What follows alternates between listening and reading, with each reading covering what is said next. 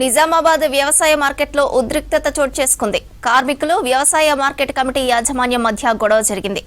గత కొంతకాలంగా పసుపు దొంగతనం జరుగుతుందని కార్మికులు ఆరోపించారు. విచారణ చేసి చర్యలు తీసుకుంటామని మార్కెట్ అధికారులు అన్నారు. మార్కెట్ను స్తంభింపజేసి ధర్నాకు దిగారు కార్మికులు. సెక్యూరిటీ గార్డుపై దాడి చేశారు. పోలీసుల వాహనాలను సైతం ధ్వంసం చేశారు. ఘటనపై పోలీసులు కేసు నమోదు చేసుకున్నారు.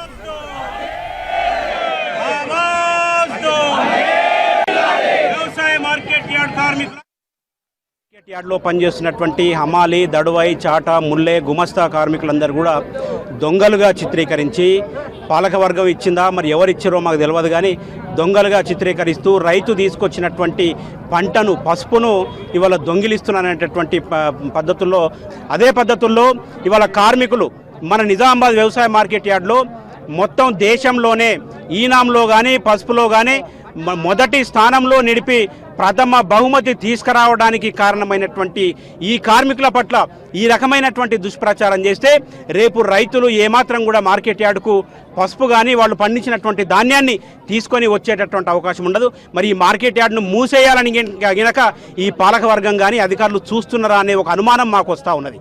కాబట్టి రైతుల పట్ల ప్రేమతో, సహృదయంతో ఆ రైతుకు కనీసం అంటే ఇక్కడ వెయిట్ చేయించేటటువంటి పరిస్థితి కూడా లేకుండా ఆయన ఎంత సంతోషంగా ధాన్యాన్ని తీసుకొని మార్కెట్ యార్డుకు వస్తాడో అంతే సంతోషంగా ఆయనకి ఇంటికి పంపించేటటువంటి ప్రయత్నం మార్కెట్ యార్డులో కార్మికులు చేస్తూ ఉంటే, కార్మికుల్ని దొంగలుగా చిత్రీకరిస్తే ఇంకా ఎవరు